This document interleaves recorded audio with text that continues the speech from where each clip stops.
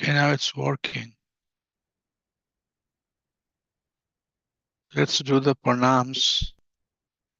Then we can get into discuss.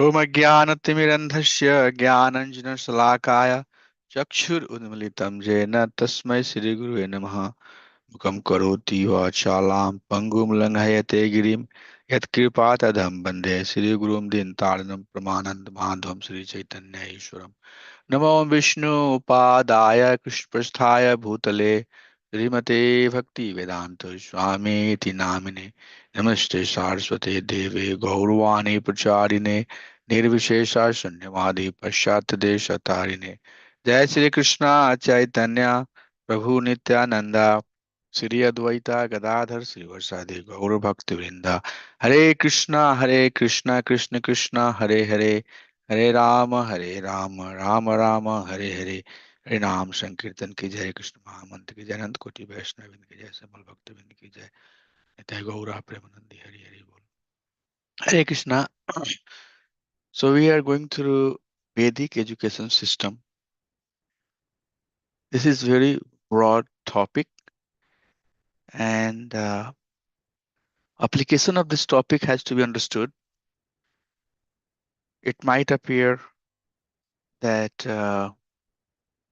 this is something too far out, but that's not true. We are dealing with it day in, day out. So our system that we are part of, ISKCON as a family, is also Vedic education system. We talk everything related to Veda. So some of the bigger statement that we learn from this session is definitely over the time, the Vedic education system has been ignored.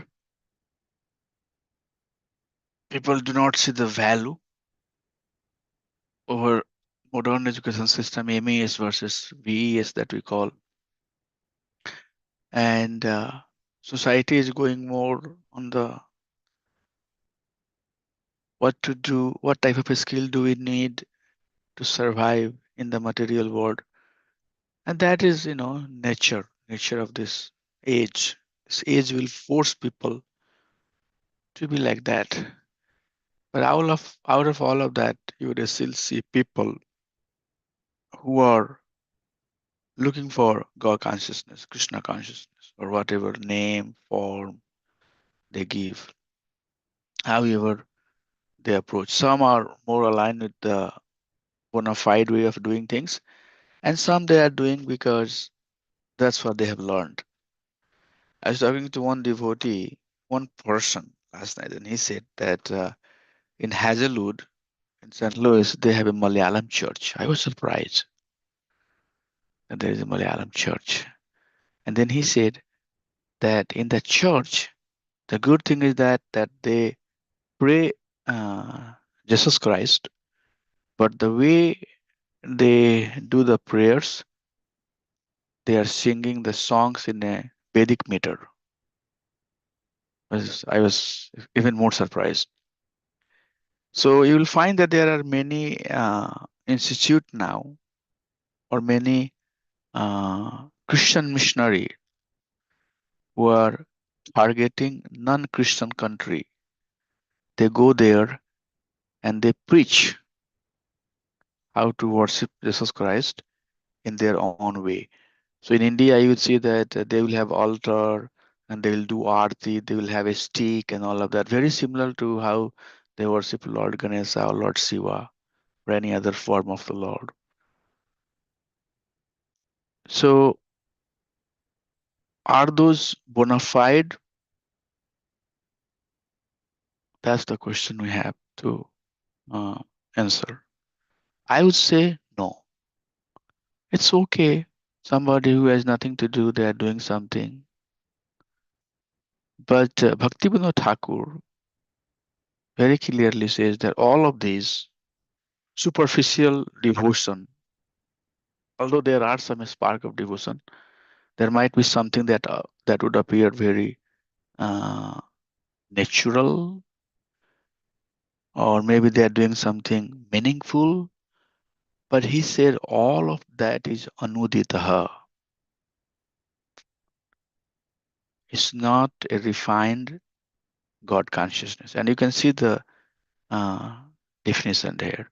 Uditaha means a spiritually awakened consciousness that is based on core Vedic teaching, and goal is to awaken our Nitya Dharma, eternal duty, which is engage in servitude of Supreme Personality of Godhead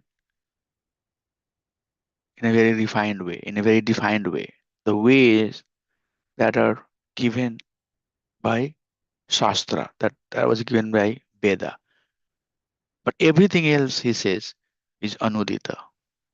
You know, uh, it is mixed up. People mix it and they do things.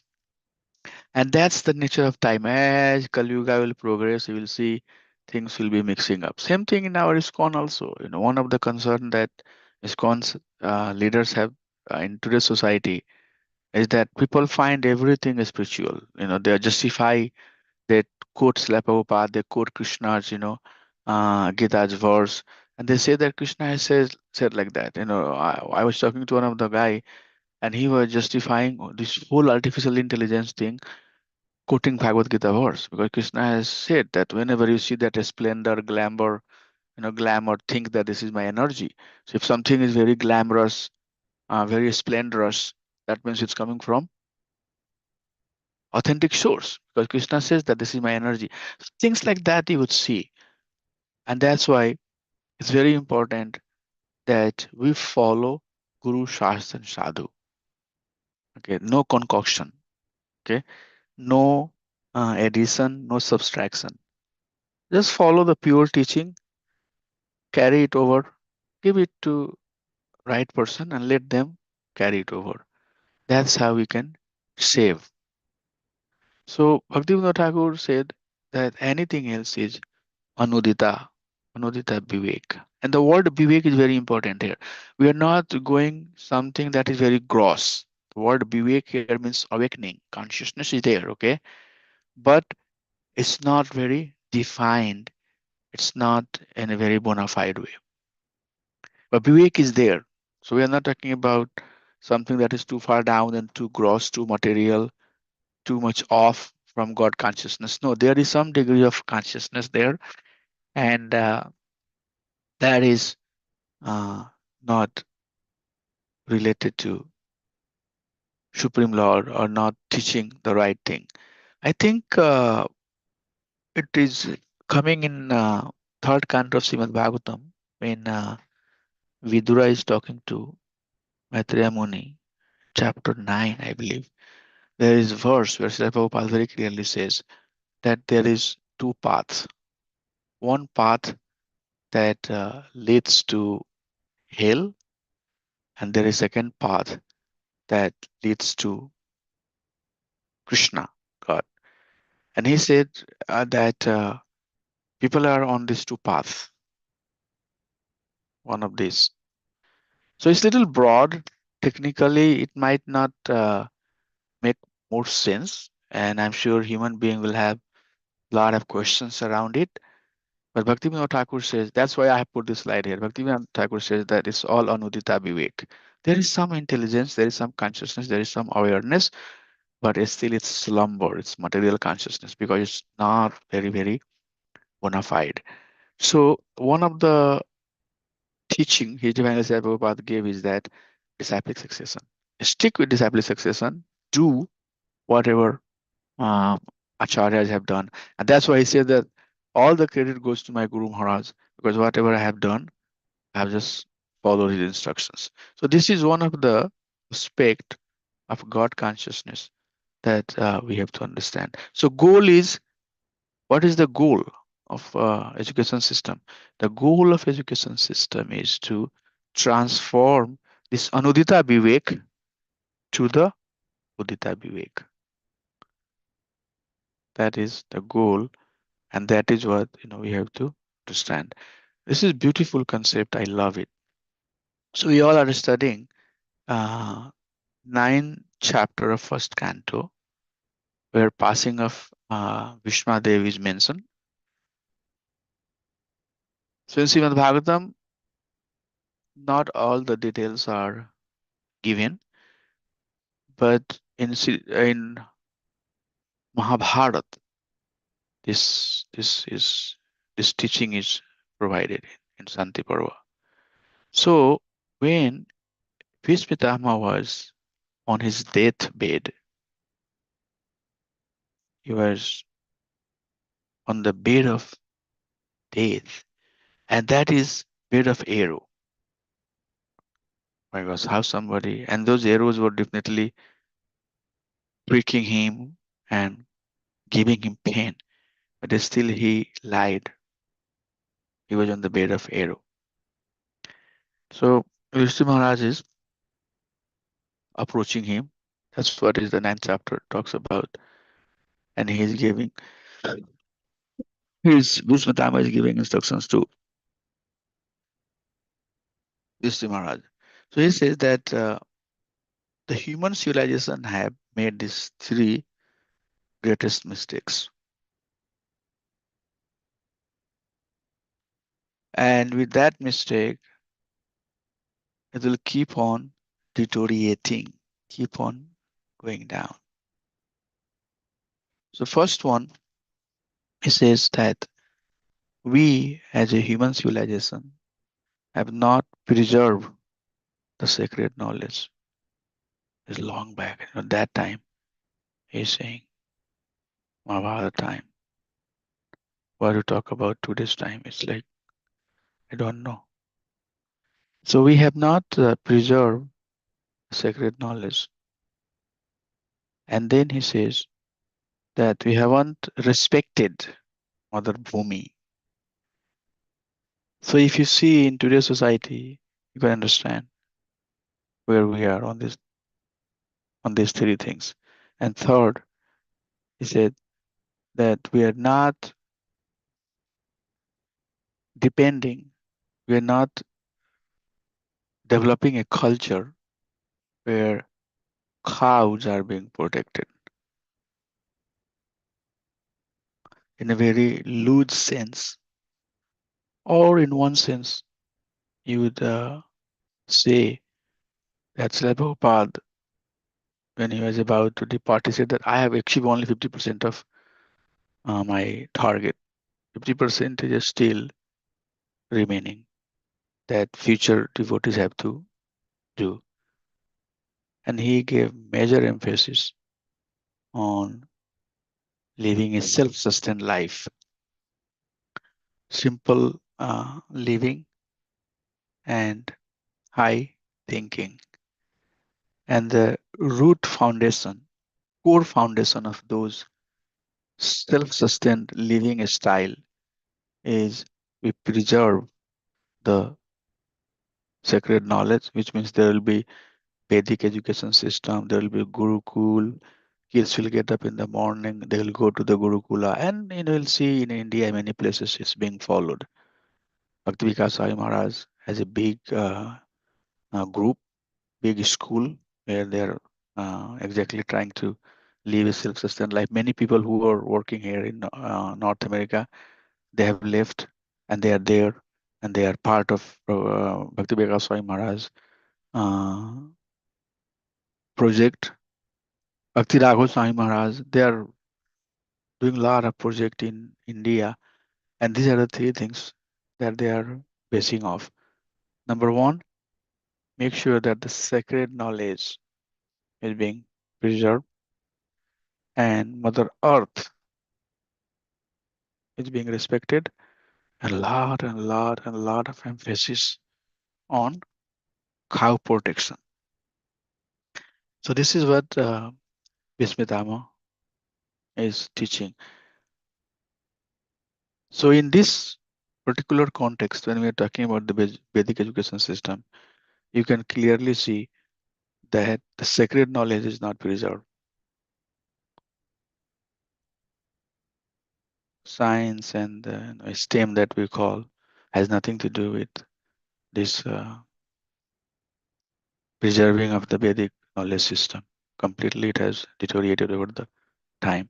So we'll just invite somebody to read. This is a book called "Modernity is Killing Civilization" by Bhakti Raghav Swami Maharaj. And I don't know how many of you know Maharaj, but I personally met him when I was in Dallas. And his focus is very much on Varnashram Dharma. Whoever gets initiated by him, they all are very inspired to help Maharajji to establish the Varnashram Dharma. And he wrote a book saying that how this modern way of living life is killing the civilization or killing the follower who are following this modern way of living. So we'll just read these three things. Can somebody read? I will read, Yeah. Prabhuji. The core instructions: preserving sacred knowledge. True knowledge connects the individual soul to the divine. Bhishma taught that it is a king's duty to protect Vedic wisdom, foster spiritual cultivation, and ensure that the ultimate truths are passed down through generations. Yeah. Ensure that the ultimate truth is passed down through generations. Okay. Yes. Preserving the land. A land is sustained when it is ruled by a righteous king, Rajadharma. Bhishma emphasized that a ruler's highest duty is to protect the nation, prevent poverty and disease, and ensure the land provides for all. Preserving cows. In Hindu teachings, the cow is revered as the mother of all creatures, a symbol of the earth, the ultimate nourisher, and the living embodiment of non-violence, ahimsa. Bhishma insisted that cows must never be harmed, kicked, or used to till the soil. Continue, Mataji. There is one more slide. Let's read this one. Modernism through planned and accelerated industrialization, urbanization, and globalization, fueled by an ever increasing consumer oriented society and sustained by an excessive, unnatural, destructive, and highly irrational exploitation of natural resources, has disconnected individuals and society from land, cows, culture, tradition, and spirituality. This has resulted in creating a continuous culture shock by imposing an artificial and unsustainable lifestyle, causing massive global educational, political, economical, social, and health problems, coupled with life threatening ecological disasters. In short, we find ourselves today with huge number of frustrated and alienated individuals all over the world, many of whom are leading unproductive and unsatisfactory lives. This holistic approach to life is what is lacking in our present modern day world, centered largely on gross material pursuits, falsely thinking that we will become happy in this way. It is interesting to note that some scientists are seeing beyond the external problems and beginning to recognize some of their root causes.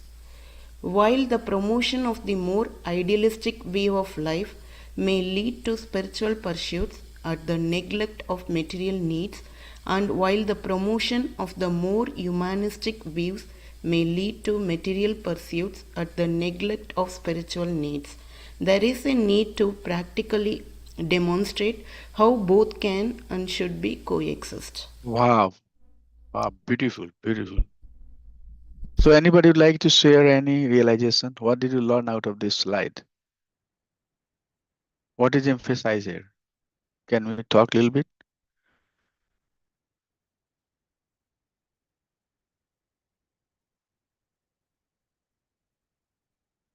Did you like this statement first?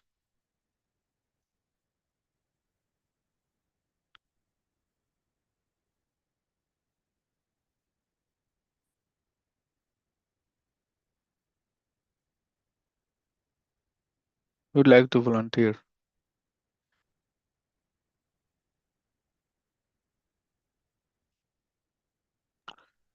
Hare Krishna Prabhuji, I can Yeah, probably try. Um, so what I think over the years, what we are doing, we are harnessing the nature in a very bad manner to utilize it for our needs without without respecting anything. I think idea is that we can sustain ourselves, but we should not harm the nature, the living entities. For example, like preserving cows, we can we can take milk, but not kind of injecting anything, chemicals or any medicine, so that we can get milk as much as we can. That is not good. But we can use cows for plowing, for milk in a sustainable way, and in a friendly manner as per the scriptures. And we do not need to like kill animals to get protein, and also add fertilizer to get crop as much as possible. So everything is there in Shastras. So we just need to know how to live with the nature and survive ourselves, still progressing in spiritual life, be Krishna consciousness um, instead of kind of you know taking advantage of the living entities, human being, for own benefits rather than respecting others, just spoiling yeah. everyone. Yeah. This is very important, message that everybody has to think, keep a pause, and do introspection in our lives and see how we are aligned with what Maharaj is saying here. This is very, profound statement. It is mentioned in Bhagavatam also, many places. Prabhupada has quoted at many of his purport. So he says that spiritual pursuits at the neglect of material need. So that is one thing. Second thing he says that material pursuit at the neglect of spiritual need. So these two must be balanced, not too much trying to be material and ignore all the rules and regulations. And in today's society, there is some need to fulfill our day-to-day desires and things that we like. You need the food, you need some money to pay the utility bill and all of that. So he's also saying that we don't have to completely ignore the material needs. But if you go too far down, then it's not good. And Gandhi very clearly said that the resources that are given by God is sufficient to nourish all the living being. Doesn't matter where they are, what they are doing, what form and features they have. God has given enough resources to nourish all the living being. But he cannot satisfy the greed of one person. This is a very profound statement. So you will see that modern community, modern society, corporate is very, very greedy. And Maharaj also mentioned a very important point here that huge number of frustration that we see in the society, that is also caused by this system.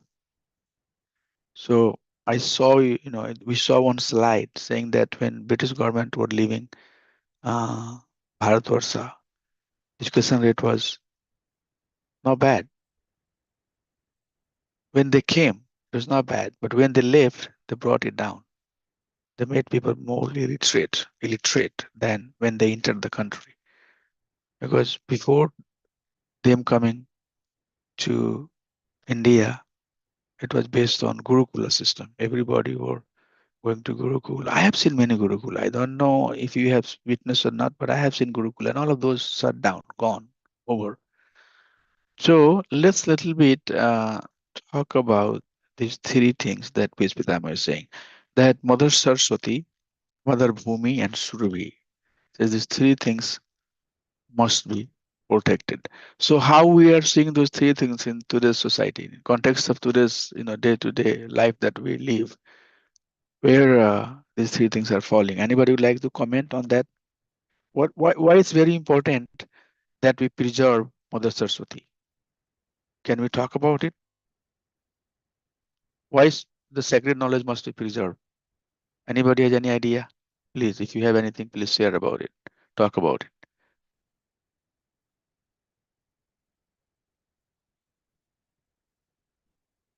Why Mother Saraswati need to be preserved? What is the importance of knowledge?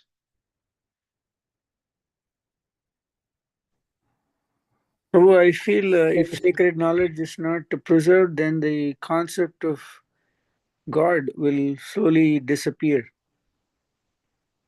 Yeah.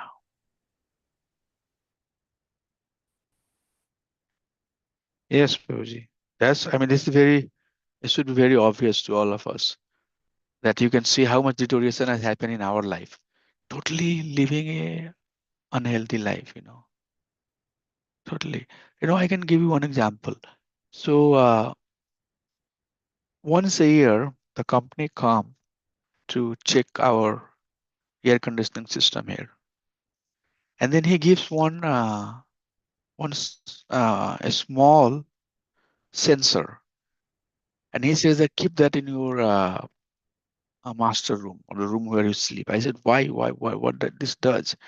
He says that sometimes your AC system might create some unhealthy gas because there is some chemical reaction going on. And if the amount of that becomes higher than what you can take, then this sensor will start telling you, it will start buzzing. I say, oh my gosh, this is dangerous in one sense. Dangerous. So living a lavish life on the account of other things that's happening. So we are losing the sacred knowledge, the Vedic knowledge that is designed to give us holistic way of living the life, not skewed towards comfort and and missing the other aspect of the life. So knowledge has to be there, right? If there is whatever we are talking and sharing is knowledge. But if this knowledge is lost, see how much people have gone down.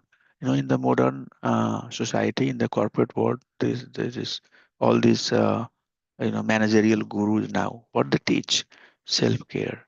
They'll say that you try to be the best. You are the best. Focus on yourself, right? So this is not the knowledge that Veda teaches. Veda Veda is teaching that try to live in harmony with nature. Be conscious of everything. That's why this word consciousness Prabhupada selected. He said, God is fine. We have to be conscious. So conscious of what? Everything. Living entity, God, their present situation and how we can retain and hand it over in future to the future generations. So all of that is consciousness is a broader, term, conscious of everything that is existing around. Society will keep on degrading if knowledge is not preserved. It's very, very important because what we are transferring from one generation to other generation, wealth for sure, but most important thing is transfer of knowledge. By default, you believe or not, but we are handing over one set of knowledge to next generation, then they are handing over another set of knowledge to the next generation. That's what is happening in every society. It happens, and a small poor institute, there is like churches, or they have a lot of money, but some of the Vedic, like we by nature are poor. ISKCON is not a very rich society, and we are talking about retaining and going back to living a Vedic life. People don't listen. They don't. They unless and until they start researching and they are trying to understand this bigger picture, there is really not much impact, or there is little impact. So, but as time will pass by, people will definitely realize that, oh my gosh, we are losing something. Nothing seems to be working out here. So transfer of knowledge is inherent by default. The one society transfer knowledge to next society as a whole. So your wealth is transferred to your son, but knowledge is holistic. The one generation, one set of society, this whole society, the whole community, we live in a certain aspect of knowledge. If you make it a little bit bigger, there is some aspect of understanding community as a whole. Hope it making sense to you. We living in wherever we are living in a certain frame of knowledge. Okay, that knowledge has come upon us with time, with some deterioration, with some technical advancement, all of that, attributes of the society that's playing in, and over the time it will be changing and will be given to the next generation. And one of the best example is artificial intelligence. You can see there is nothing like artificial intelligence, but now it's so much talked about. Our people are relying on it. They are referring to it, and that's how it's going to shape the world, and it's going to give in to the next generation. So this knowledge transfer happens community as a whole. The possession or the wealth transfer happen individually. You give it to your son, or you got it from your parent. So it's happening, on a family basis. But this knowledge transfer happens as a society. We all have some purview of information that we live in, and we transfer it. So it's huge responsibility. Changing ourselves, changing the society that we live in, changing the city that we live in, changing the corporate world that we are part of, changing the university that they are teaching about, overall changing the state, changing the country. It's like huge, huge. And everything is slowly and slowly, slowly and slowly, slowly and slowly, it's going down, and it will keep on going down. Why? Because moral value is going away. The value system, Deepak Tagore says, the value system of the society overall is going down. And that's why this whole deterioration is happening. So Mother Saraswati must be preserved. It's very, very important. And we should try our best, whatever we can. Ultimately, Krishna is the doer, no doubt about it. But we have to, as an institute, we should try to preserve. And how we preserve it? How we preserve it? By aligning with Guru Sas and Sadhu. If you start little bit adding, subtracting, then not good. Even you are following the Vedic teaching, but you are adding or subtracting something out of it, and you are giving a diluted version to the next generation. So be very, very, that's why I like when somebody is adhering to the disciple succession teaching that is coming from Guru Sas and Sadhu as it is. That's the one of the definition of as keeping as it is. That's our, let's do our duty and preserve this knowledge. So Vishwadharma gave a lot of emphasis that this Mother Saraswati must be preserved. If it's not preserved, then over the times, how society is degrading. When they degrade on these three things, knowledge is the bigger bucket, very big bucket. Okay, so knowledge part we are done. How about Mother Bhumi? Can somebody talk about Mother Bhumi? Why it has to be preserved? Can you give some example in the society that's happening because Mother Bhumi is not being preserved?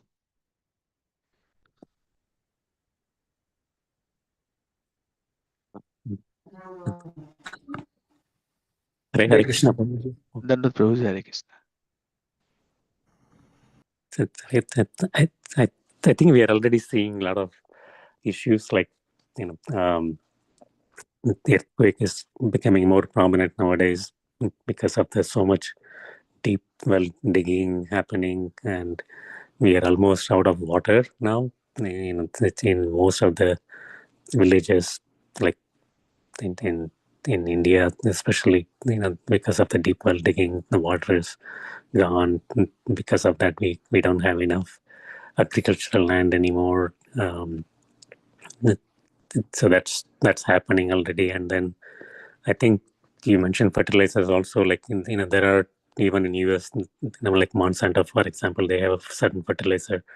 When they use that, only their crops will grow. Like if you it treats everything else as weed, so that pretty much that land becomes returned to Monsanto. That's how they are kind of misusing it, and which we can also see the change in weather happening. Mostly, they think because of the um, what we are doing to the nature, Mother Earth in general. I Mm. think so. These are some of the examples I can think of. Yeah, yeah. You know, we have so much right now. If you look around, you will see that society is very much depending on the corporate world. If you lose job, if you like that, oh, there is nothing to do. And then people are doing suicide. Life is precious, especially human life. Very precious. It has nothing to do with this corporate job. And Prabhupada said that people are very proud. Human beings are very proud of being chemical engineer or mechanical engineer or computer engineer. Very proud. They study the science and technology and they're very proud. My son is mechanical engineer. But potential of human being is way beyond that. So people are suiciding. Why? Because they are corporate dependent. No, if we don't have job, I cannot. And we all are victim. Please accept that. I'm talking here, but I'm also victim of this thing. I have been victimized by this. That's how it is. We have given that type of knowledge, that type of culture. We have set it up, and things are progressing. But Prabhupada said, in the material world, you can always have the bargain. You can always bargain. You are always at the situation where you can do the best bargain of the bad situation that is around. So the most important thing that we can do is that wherever we are, however we are, don't worry too much. Try to help. Try to help and bring these things back as much as you can. And how we do it? Prabhupada said consciousness. You have to change. Human beings are very smart, very intelligent. We have undoubtedly very smart people. There is no there is no doubt about it. We accept it. We accept that they are very, very smart. We are not rejecting that part. So we have to inject the consciousness. We have to go there and tell that, hey, it's all great, it's all good, but you, as a human being, are of much, much value than just being a corporate employee. Don't kill yourself. Don't keep yourself limited. Don't make yourself so weak, so dependent that if artificial intelligence takes over, you lose job, then you suicide. So that's what. But self-sustained life, simple living, high thinking. So Mother Bhumi must be preserved to overall nourish the mankind and give the overall health of the society. Very, very important. Can we go back? Maybe chances are very less, but that's why there is Varnashram, self-sustained community, eco farms, and all of that we are talking about. At least people, they go, they tour, they look around, and they be aware. That's the part of teaching. That's our responsibility, making people aware. What we can do, not much. I'm now 54, 55 years old. My life is almost at the verge. But I can try, do something, inject some God consciousness, something good to the community. So Mother Bhumi, Vishwadama said that must be preserved. And then third thing he talked about is survi. Cows. Cows must be protected. So anybody would like to talk about why cows need to be protected? What benefit we get? Prabhuji, I can little bit talk about this cow. Hey, Haribol. Yeah. Satyaprabhu Hare Krishna. Like Yes. Anjan Prabhu mentioned, Prabhuji, like cow gives a milk like a mother, like our mother who feeds the baby. Cow is another mother who feeds us. So we must be loving rather than slaughtering. Like it's cow is very close to the Krishna heart. Krishna, when he was in Vrindavan, he was taking the cow, taking care of the cow, and he was going with the cow. So that's one of the reason. Someone is feeding me, I should be loving rather than destroying and slaughtering. Yeah. Prabhupada in many of his purports said that cow milk is a complete food. Complete food. And it has all the nutrients that you need, and it nourishes the intelligence of the human being. So yes, cow milk, many times you say that who you are, what you eat, right?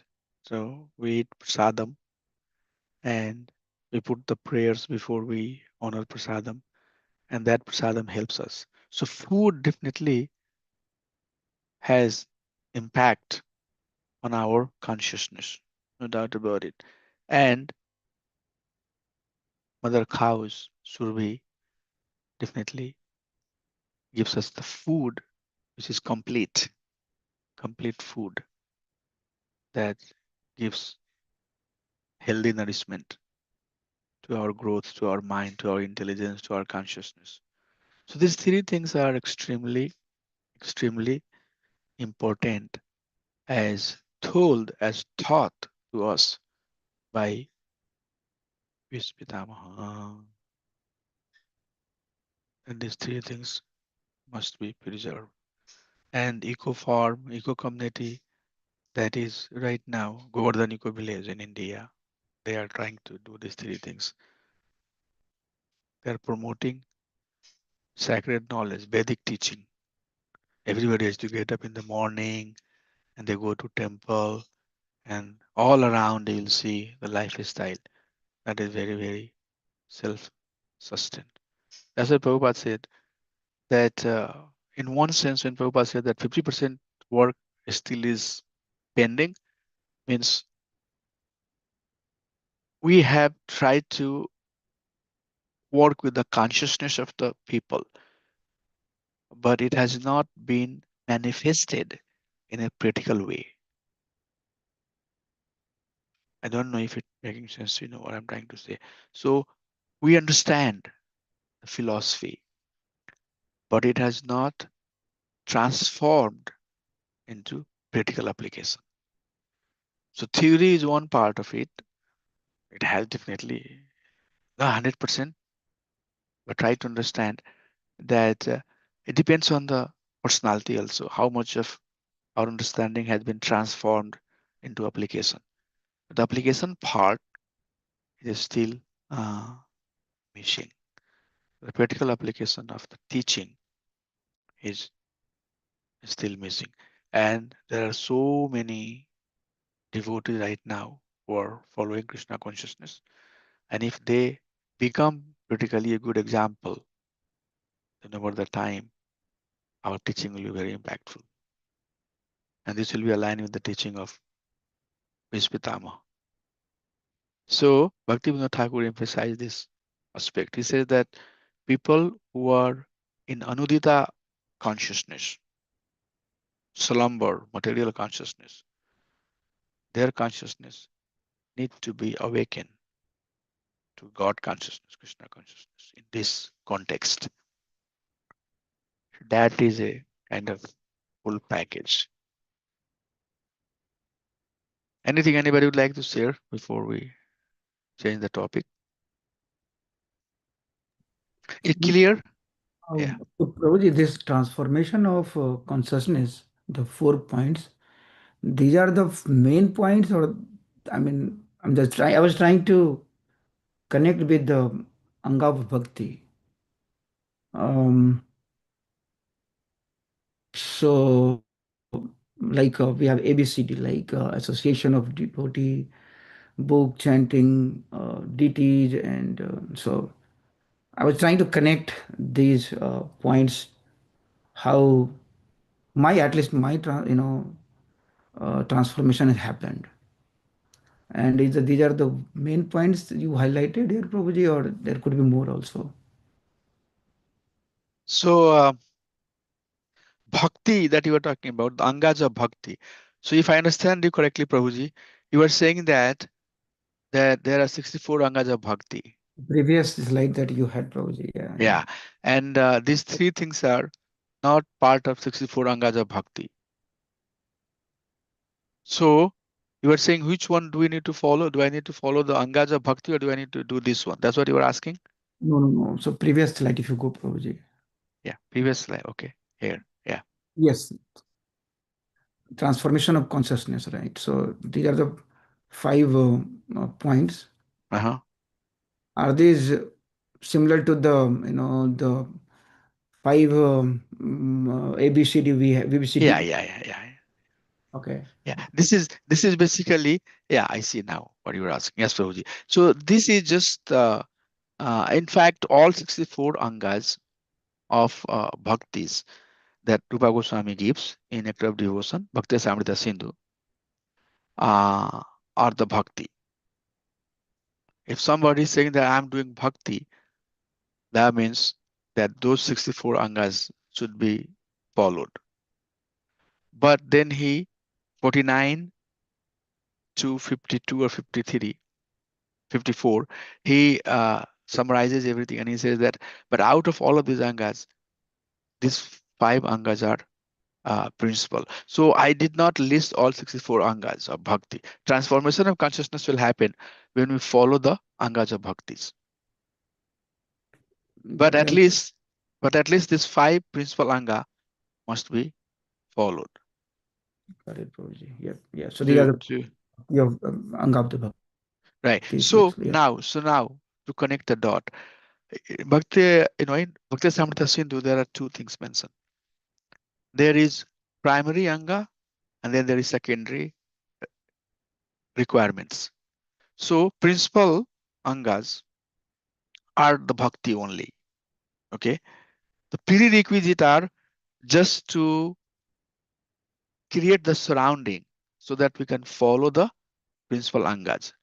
Like for example, taking shower. I always say taking bath is not uh, angas of bhakti.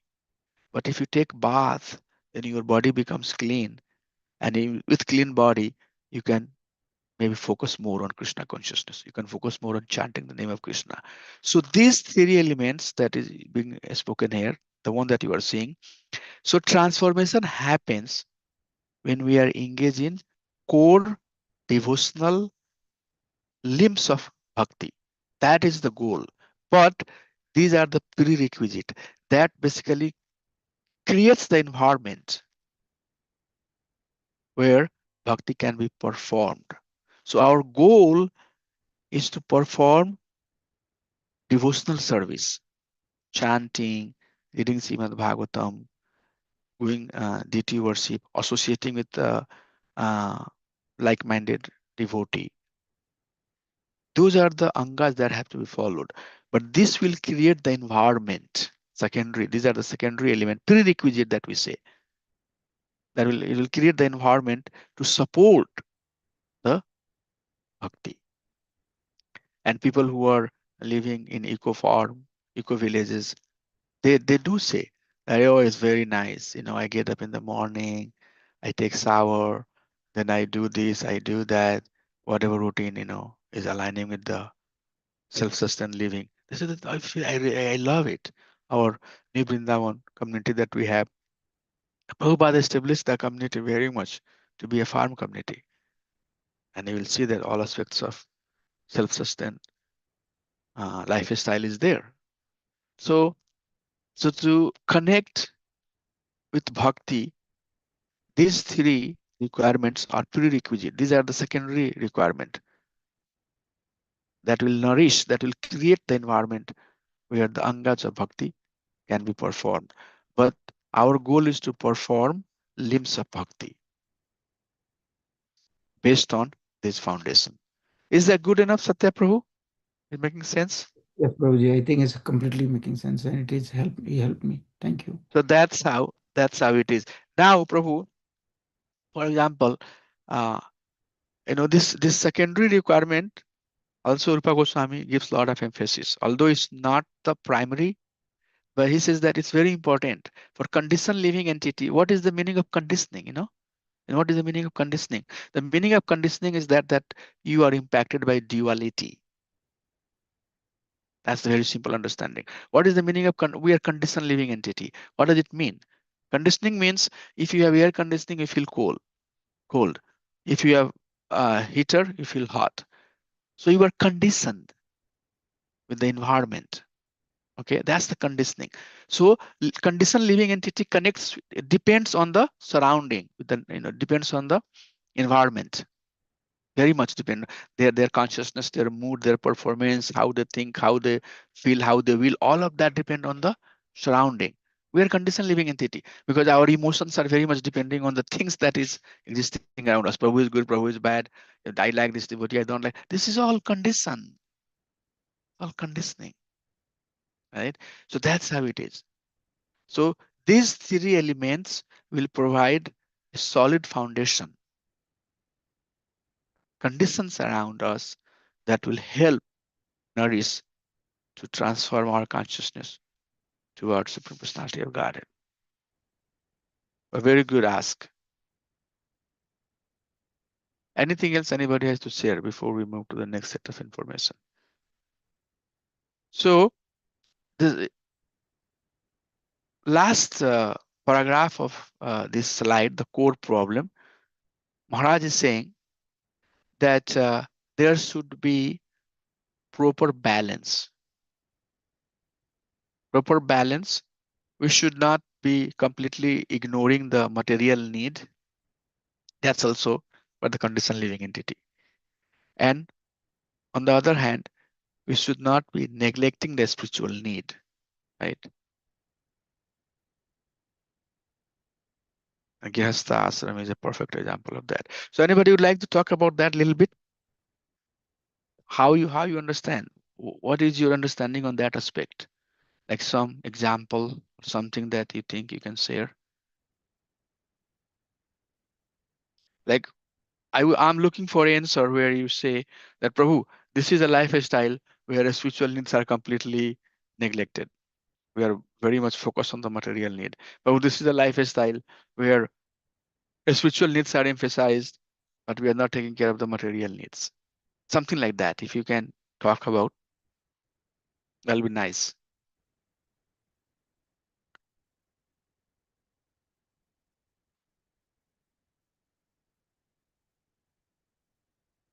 Do you have any example? Hare Krishna, Prabhu. I was going to call you Santa Mataji. Yes. Just I'm thinking like, just I'm thinking about the statement, right, Prabhu, where we need balance between material and spiritual. Sometimes if we only think of the idealistic view of devotees, of course, say, for example, in my case,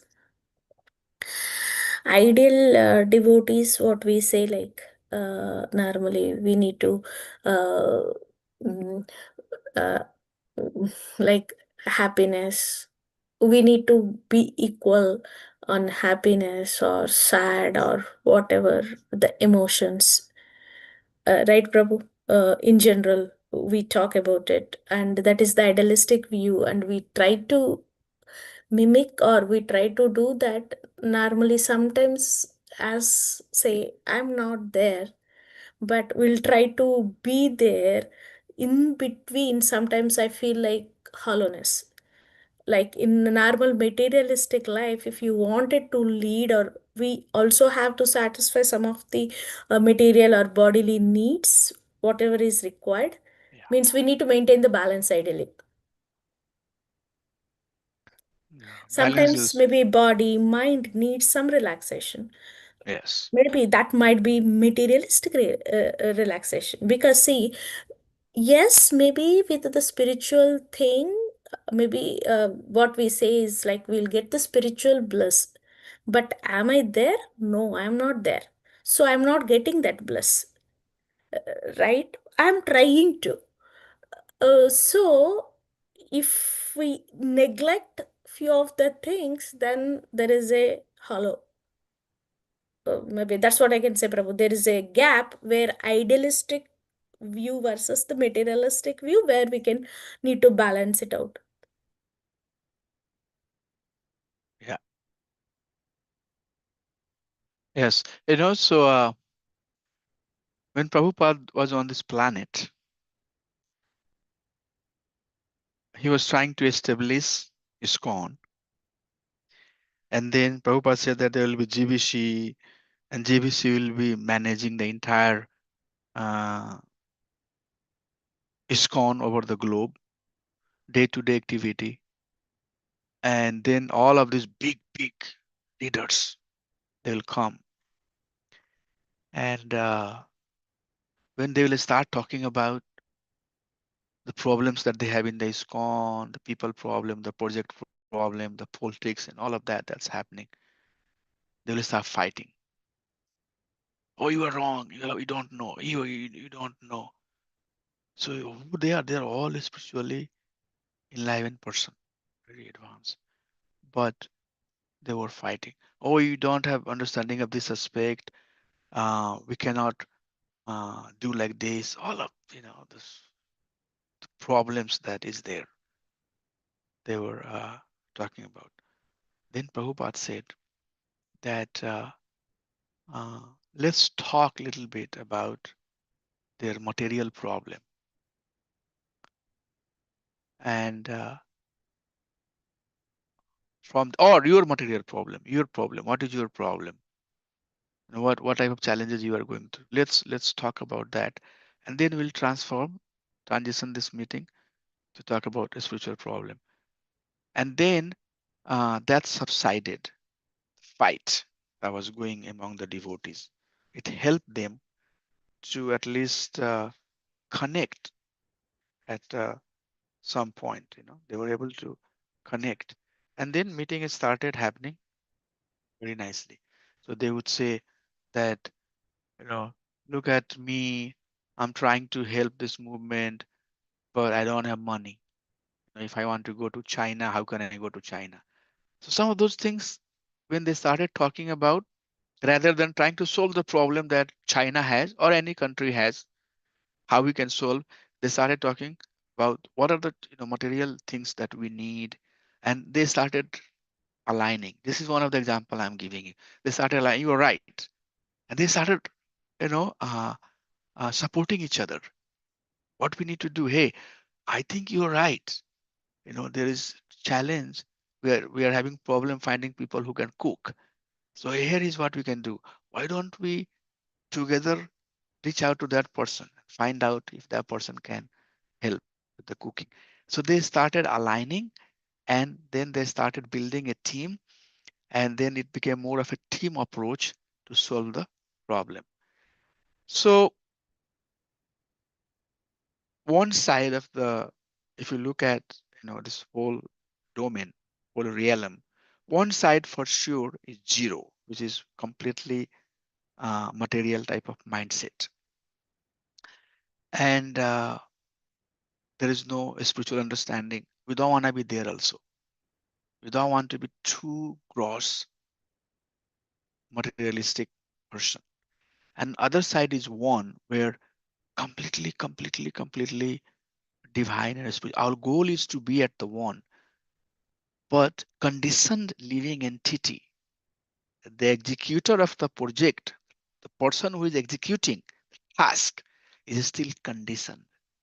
Prabhupada knew that part, that the goal is to be at one, perfect, pure devotee, but the performer are still conditioned. And these conditioned living entities are trying to transform. That's called transformation. This is what is the process of what is transformation? What exactly we are talking about? Transformation of our consciousness, going from zero, which is completely material consciousness, to fully awakened consciousness, Udita consciousness, that Bhaktivinoda Thakur says.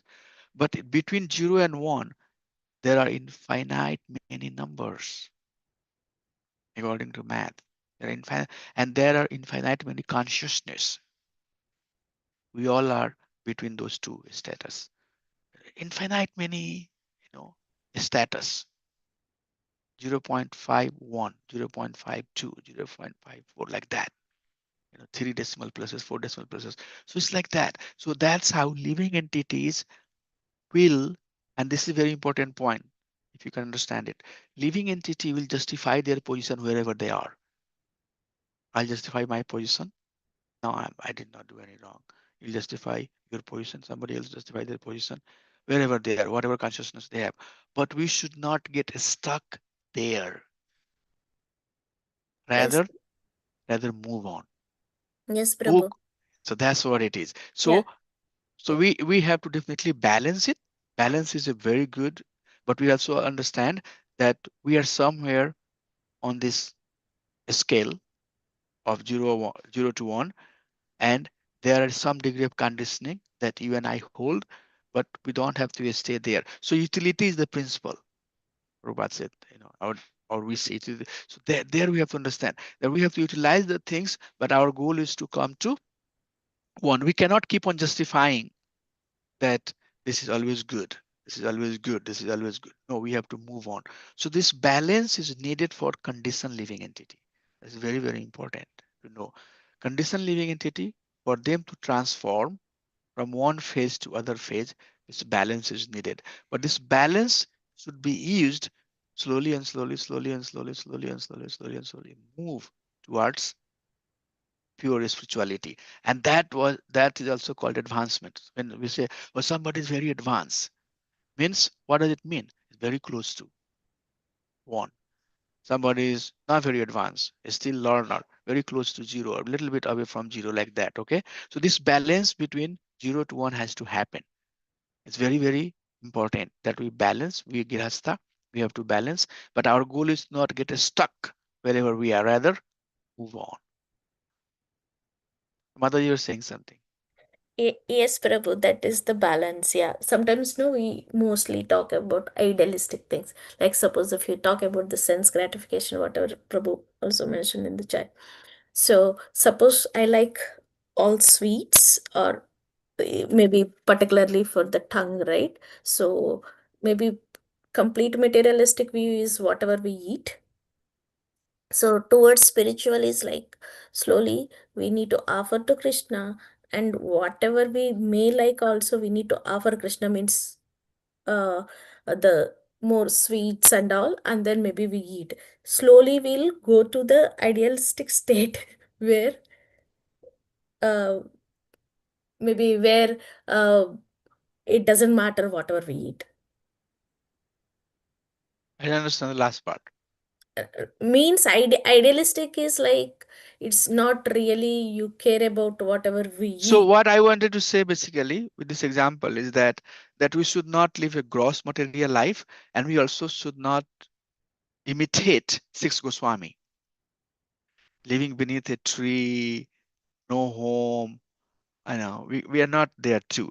So this ashram, Varna and ashram is designed basically for this slumbering consciousness, anudita consciousness, to turn into udita consciousness.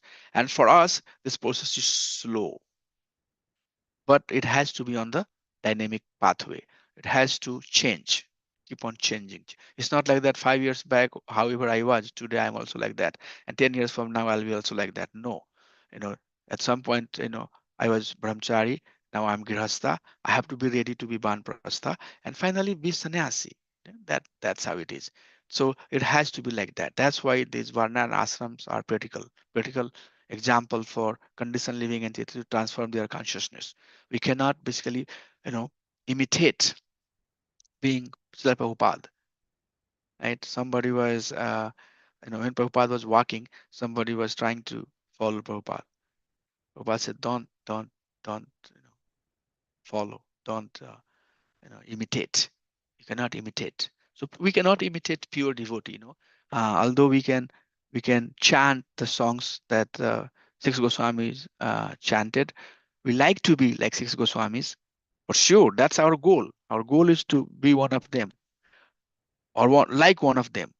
But that transformation has to happen slowly and slowly, slowly and slowly, slowly and slowly, slowly and slowly. We have to gets toward them. Okay. So thank you so much all for your time today. I will continue. I'm very busy, but I'll try to continue. There is a lot of things that you will learn from this session, which normally we don't hear. There are a lot of things that is still on the pipeline that we'll talk, but I'll try my best to come to this class and keep on sharing.